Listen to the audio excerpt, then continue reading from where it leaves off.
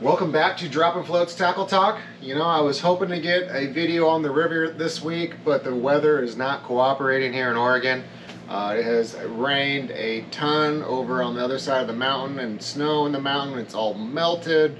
It's gone from 20 degrees and snowing to 60 and warm and rainy.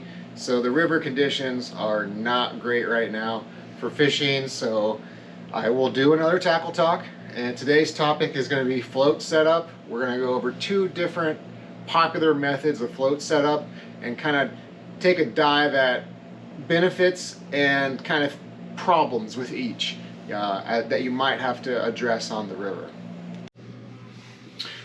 Well, alrighty, here we go. Here's our two different riggings. As you can see here, we got a float and a single weight, swivel weight, and then we got our leader down to our jig. This is a very common bobber jig setup for steelhead in the Northwest, probably the most common, but it definitely has some faults.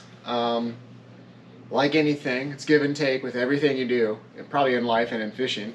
The main issue I have with this setup is the adjustment for water condition. You know, this is a great setup because you always want your float weighted, meaning having a weight at the base of your float. So the main problem here is depth changes. You know, if we want to do a depth change, what are we going to do? We're going to have to cut your leader and extend it or shorten it, which you're going to blow through a lot of leader, and quality fluorocarbon is not cheap. So that's a big negative in my viewpoint. And then just time. Who wants to be cutting and re-rigging all the time when you do a depth change? You know, you can do probably a little bit, but when you get that weight further and further away from your float, what happens was when you cast out, it hits the water, you got to wait for this weight to fall, create tension, then stand your float up. So to me, that's a big delay. It's a big negative. Because what if you're fishing kind of a swifter setup? You know, that weight may not ever get it stood up. So, and then also look at the pendulum. What is that going to do when you go to try to cast? You know, it's going to be a pain in the butt. You're going to get these topples. You're going to be getting tangled up all the time because your weight is in one big spot. You know, it's big. Your main weight is in one big spot, so it creates a huge pendulum, which can be annoying on the river.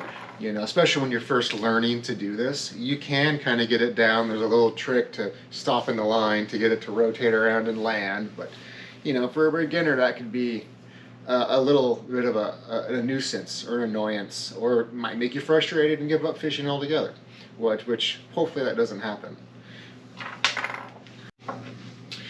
All right, and our second rigging we're looking at is a very typical, I guess you'd call it a center pin. It's common, Canada, East Coast. You know, this is how I rig my float setups, and what it is we're using shot, good old basic, been around forever shot.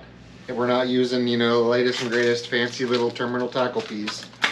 Just use shot, and we're spreading the weight out over a distance on the line. You know, and here's a big advantage right there. Notice that? No pendulum. So that's going to make casting much easier, you know, for veterans and for beginners. If we're not having that weight that's creating that big whippy pendulum. No pendulum now. Why? Because the weight is spread out over a distance on your line. We still have the float properly weighted with our biggest weight at the base of the float. So when we cast out, it lands. This float's going to go boop immediately because the float is weighted. We're not waiting for anything to sink to stand that float up. Because how many times have you guys gone to a new spot or a new hole, and it's like the first cast is boom, you hook up. You know, that may not happen if you're casting this out, this kind of basic setup here, casting it out and letting that weight stand up. You might drift across that fish and not get it because your float setup is kind of lower performance.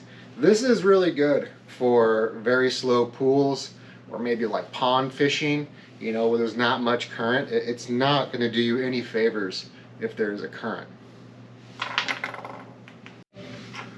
All right, like I stated earlier, you know, depth changes with this basic setup is going to be a nuisance. You know, you could probably get away with a little bit of movement here, you know, moving it up and down. But any kind of substantial depth change is going to be a pain, and you're going to find yourself rigging a lot on the river. Um, Whereas you go in with the shot method, center pin method, whatever you want to call it, I could go up 2 or 3 feet, spread the weight out over that 2 or 3 feet out evenly to get to that depth I'm trying to get to. Or conversely, if I'm wanting to go shallow, I can pull that weight all down, and now I'm fishing shallow. And so it's superior for river adjustments. I mean, you really can't argue that. And if I want to go from 2 foot, 24 inches, maybe 30 inches to 4, do the opposite. Whoop, pulling it up, spreading the shot out.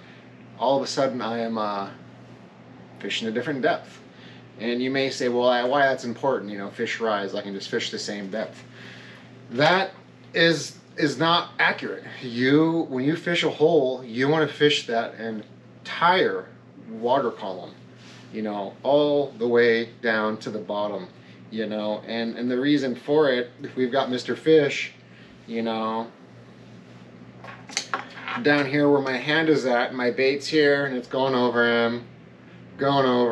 Maybe he's not that interested. Maybe he's feeling lazy. He's not going to come up and get it. And if I was a fisherman who's working the water table, all right, I made a float adjustment. Now it's down there and the fish is down here, and it's like, okay, still not interested. I'm being a really lazy fish. Do another adjustment. All right, oh, there's that damn thing. I'm going to bite it. Because you put it in his face, which means you're going to get more hookups versus if I'm only fishing the same depth in every hole, that fish may not have the motivation to come up and grab that, but if you stick that thing right in his face, and chances are, just out of an annoyance, he's going to bite it, because they can be territorial, and so our main objective with fishing is to catch fish or get hookups, whatever your motivation is. Maybe you like just being on the river. That doesn't really matter. Most of us like to catch fish. So fishing that water table all the way down is very important. So far we've looked at some negatives of the single weight setup. And so some positives of the setup is it's very simple. It would be very quick and easy to rig. You're only tying 2 knots. That's your weight. Slip your float on. So there is an advantage there to quickness. And one disadvantage of the kind of shot center pin method with the multiple shot is initial setup could be a little tedious and take time because it's a little more elaborate to get set up initially with help, crimping all the different pieces of shot. The only time you have to really do that is on the initial setup, or if you are unfortunate and you get a really bad snag and break off and lose your whole setup, which honestly does not happen very often. I mean, it obviously does happen, but I mean, it's probably every 50th time I go fishing that happens, so it's not a common thing. And to change a float, is quick and easy with both of them because they're a fixed float using tubing, so that's an advantage. But I guess with the single weight, if you're going to a bigger or lighter float, you are going to have to change this weight out. So that's kind of a disadvantage to me because that means tying 2 knots or 4 knots, or cutting off 2 and tying 2, which can take time. Where if the kind of center pin multiple shot method, if you're wanting to change float, it comes in and out easy, just like that one. But then you can just quickly crimp on another piece of shot if you're going heavier, or you can take a piece of shot off if you're going lighter. So I would say that is an advantage over the single weight setup. And I guess the takeaway from this is, just try other methods, and if you have another method, please share with it in the comments on how you do it. I would love to try it, see what I like of it. Maybe it's better than this, or maybe I'll learn a trick. I don't know. I honestly don't use this method very often. No offense to you guys that use it, but I think people that do it are just kind of being lazy. They don't want to mess with crimping all the shot on. This is a quick and fast and dirty method of doing it. It looks very appealing on the line, very clean and modern looking, where this is kind of look like a seventh grader set it up or something. But I mean, it's your line set up on a fishing rod. So who really cares what it looks like as long as it's effective? Um, so I guess that's a good give and take on both methods. I use this one exclusively, and I've used it on all river conditions.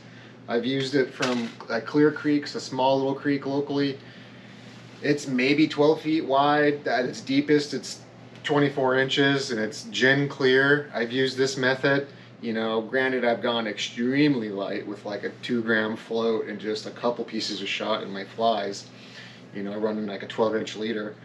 And then I've used, this is a pretty typical setup that I would use on like the lower Deschutes, a river that size. It's a 6-gram float, I've got 6 gram of counterweight. I usually run 2 flies. So it's very universal. You can fish a lot of different methods of water with it, as you can this, you know. And if you like doing it this way, do it that way. This is just kind of a once over from my experiences of using both and what I prefer. You know, so like always, please like and subscribe. It's a new video, new channel rather, and you know, it is slowly growing, which is really cool. And like I said, if you have any different methods of how you rig up your floats, please share with me. You know, you know, knowledge is power. I love to know alternative ways of doing things. If you're interested in getting any of this, you know, stop by our store in Maupin, Oregon. It's Maupin Country Store and Hardware. Or if you're unable to do that, or if you're not, you know, local to Oregon, you know, you can check out our eBay store. It's in the video description for the link. I have pretty much all the float fishing gear on there, so that gives you an avenue to get it. Some of this stuff you'll have a difficult time finding, other than my eBay store. Really, like these Raven floats, I mean, Sportsman's Warehouse doesn't even carry these, so they're definitely a niche item. Like I said, it's in my eBay store. The link's in the video description, and if you can come to Maupin, you can actually get your hands on it and check it out. Thanks again.